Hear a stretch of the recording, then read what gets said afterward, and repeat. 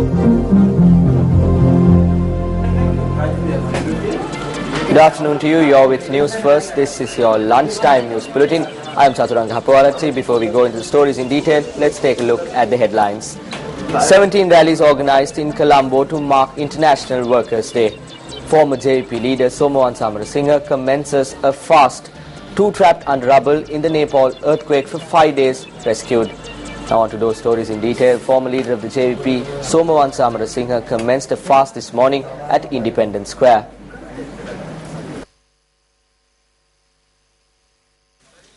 The former leader of the JVP commencing the fast said that details of a conspiracy that is said to have taken place on the 8th of January when the results of the presidential election was released.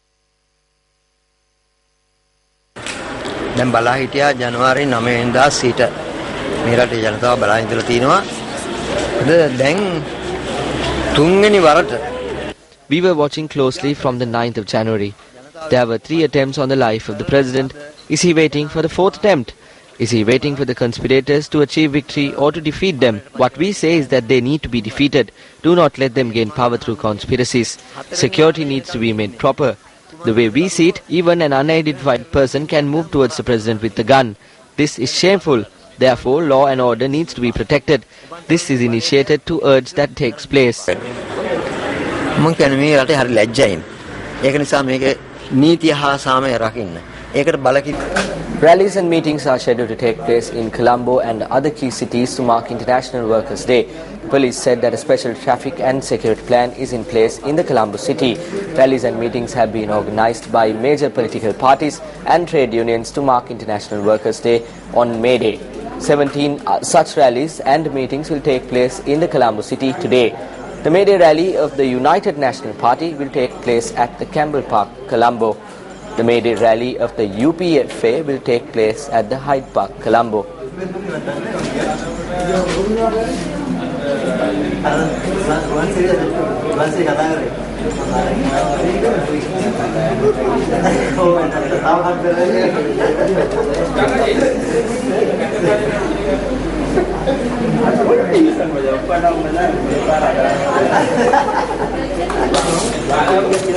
The International Workers' Day rally of the JVP will take place at the BRC grounds in Colombo.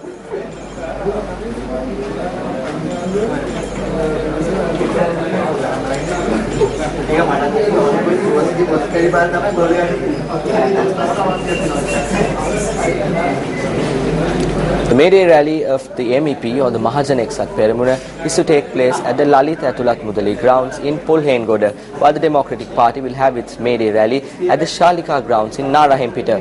The Frontline Socialist Party will have its May Day rally at the Bandaranayakpura grounds in Rajakeria.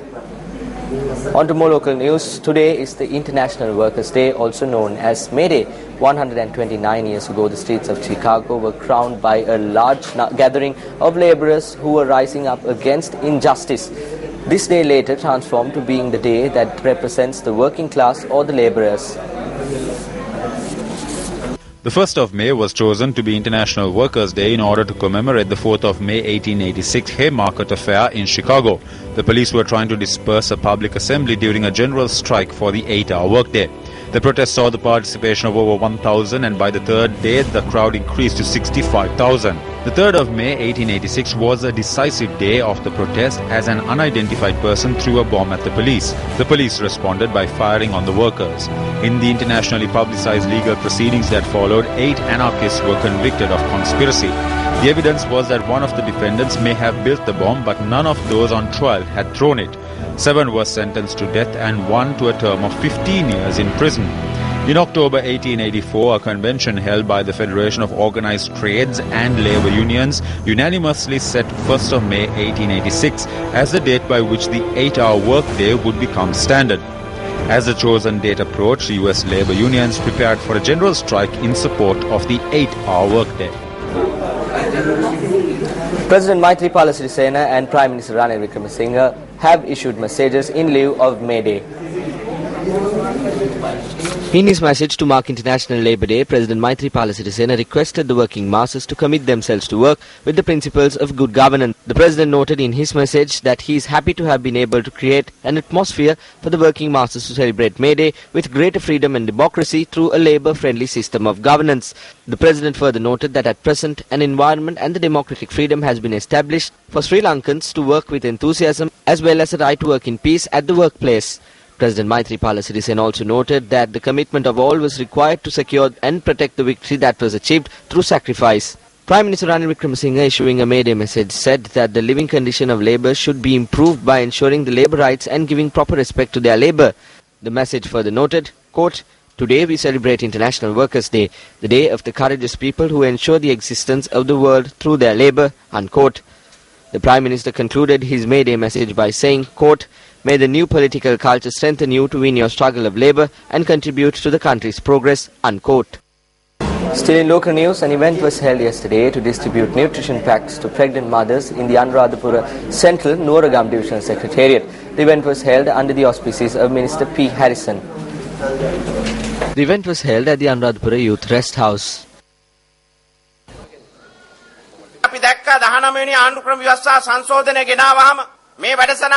When we brought the 19th Amendment to the Constitution, we saw that there were certain people who did not support it. Now, of course, many people are fighting to have the 19th Amendment written in their child's birth certificate. However, we were able to give birth to the child called the 19th Amendment within a time span of just 3 months. There were a number of challenges and obstacles that we had to face, but we were able to conquer all these obstacles and complete the program successfully.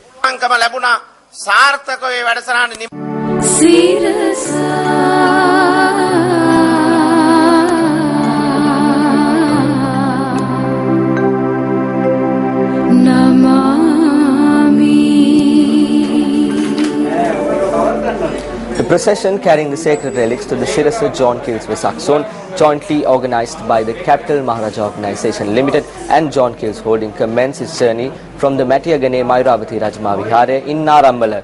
The Shirasa John Kills Vesak Zone will take place at the premises of the MTV MBC head office this time around as well.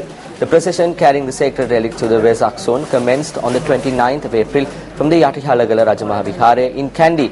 The procession carrying the sacred Sarvakna relics of Lord Buddha and the Maharahat Theros began its journey at 8 a.m. from the Mayuravati Rajma Vihare in Matiyagane. The special chest containing the sacred relics were placed in the special vehicle by the chief incumbent of the temple, Venerable Marasana Palita Thero. The procession reached the Divulapitiya via Giriulla and Dambadeniya.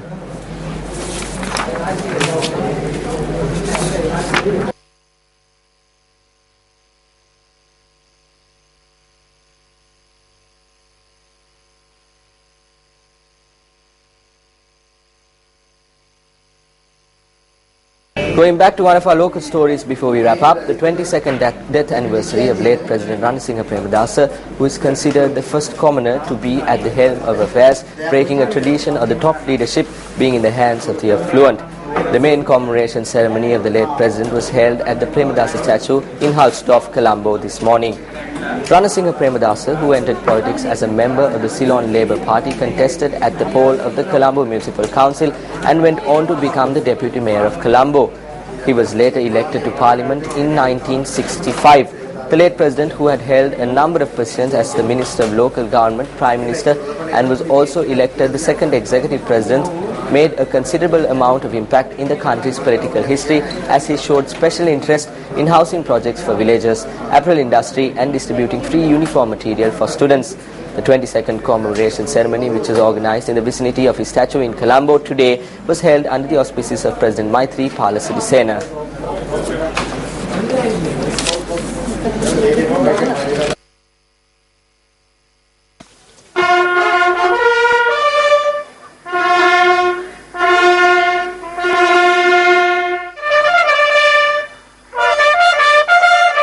அவர்கள் மலர் மாலை அணிவிப்பதோடு புஷ்பாஞ்சலியும் செலுத்தப்படுகிறது. His Worship the Mayor of Colombo, A.J.M. Muzamil, will be garlanding the statue now of the paid by the President of the Democratic Socialist Republic of Sri Lanka, Mr. Maithripala Sirisena, followed by the Honorable Prime Minister, Honorable Ranil Wickremesinghe, and members of the family who will pay floral tributes to the memory of the late Ranasinghe Premadasa, whose 20 ප්‍රශ්න තමන් වෙත එනතෙක් බලා නොසිට ප්‍රශ්නේ තියෙන තැනට ගොස් ප්‍රශ්න විසඳ President Ranasinghe Premadasa was a leader who solved the problem without the problem being directly addressed to him. His illustrious political career and his experience have spread to the four corners of this country. Mrs. Premadasa mentioned to me that it is the first time a president was seen at the commemoration ceremony. We had something to learn from his character and his conduct. We need to shape our future with the lessons learned through his political journey. සිංහ ප්‍රේමදාස ජනාධිපතිතුමාගේ චරිතය තුල බොහෝ දේ අපිට ඉගෙන ගත යුතු දේ තිබුණා. අධ්‍යයනය කළ යුතු දේ තිබුණා. ඒ පාඩම් තුලින් අපි අපේ අනාගතය සකස් කරගත යුතුයි. ජාතිවාදයටත් ත්‍රස්තවාදයටත් දෙකටම එතුමා විරුද්ධ වුණා. එතුමා ජාතිවාදයට විරුද්ධ. He expressed opposition to terrorism and racism. His efforts to eradicate racism reflected his opposition to such practices. The people in the north erected white flags on the day of his death as he fought terrorism. We have taken measures to stop the struggle. President Maithripala Sirisena took over the position to work hand in hand with the Sinhala, Tamil and Muslim communities for national unity. We can move forward without addressing human rights issues in our country. ජාතික සමගියක් ඇති කරන්න. බලන්නේ මේ රටේ ජනතාව එකතු කරන්නේ නැතුව මේ රටේ මානව හිමිකම් ආරක්ෂා කරන්නේ නැතුව අපිට ගමන් කරන්න බෑ.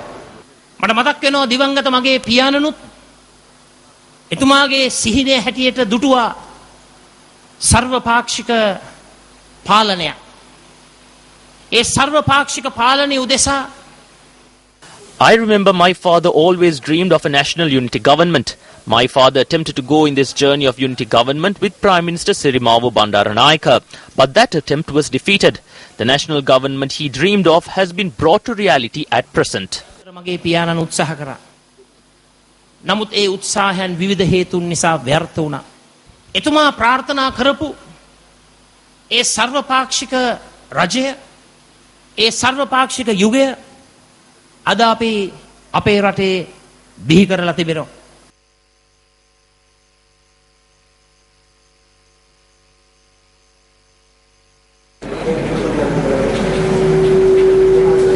Well, with that, we conclude this edition of Lunchtime News on News First. I'm Saturanga Hapuaraji. Have a productive day ahead.